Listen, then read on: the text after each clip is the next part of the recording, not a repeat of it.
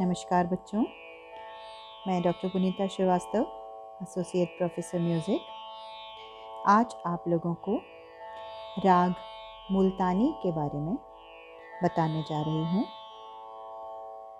राग चंद्रिका सार में मुल्तानी राग का परिचय कुछ इस प्रकार मिलता है। तीवर मणि कोमल रिगध आरोहत रिध हानि पस वादी संवादिते गुनी गावत मुल्तानी।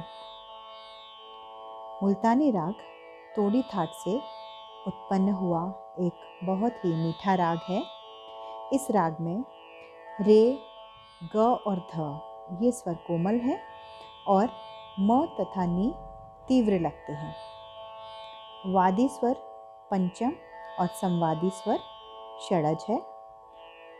इस राग के आरोह में रे और ध स्वर वर्जित हैं, जिसके कारण इसकी जाति औढव संपूर्ण है।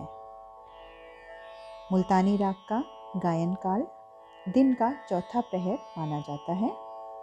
इस राग में ऋषभ, धैवत और गंधार ये स्वर बहुत ही खूबसूरत लगते हैं, कोमल लगते हैं और इनका प्रयोग बहुत ही कुशलता से किया जाता है, क्योंकि इन स्वरों के गलत प्रयोग होने से कभी कभी तोड़ी राग का आभास होना संभव हो जाता है और तोड़ी से बचाने के लिए इन तीनों स्वरों को बहुत ही सावधानी से इस राग में लगाया जाता है।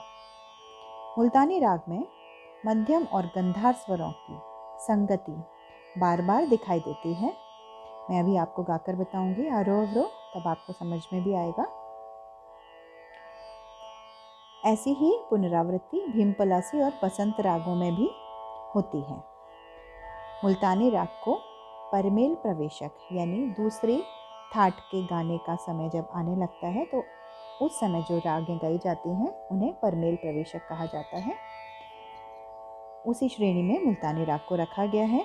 काफ़ी थाट के बाद संधि प्रकाश रागों में प्रवेश करने के लिए मुल्तानी राग अत्यंत सुविधाजनक है।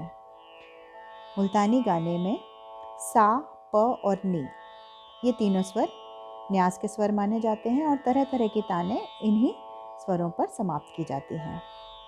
कुछ हमारे संगीत ग्रंथों में, संस्कृत ग्रंथों में मुल्तानी में तीव्र गंधार भी बताया जाता है, किंतु प्रायः प्रचलन में हम हिंदुस्तानी संगीत पद्धति में कोमल गंधार को ही मुल्तानी राग के अंतर्गत लगाते हैं।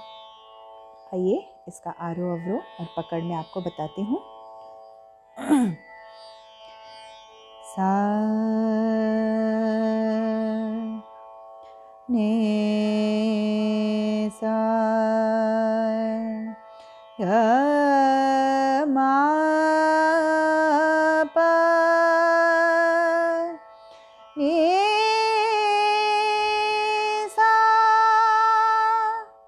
सा ने दा पा। इसके आरोह में हमने दो स्वर वर्जित किए थे, ऋषभ और धैवत, और अवरोह में वो दोनों ही स्वर कोमल प्रयुक्त होते हैं। एक बार फिर से, सा ने सा गा मा पा ने सा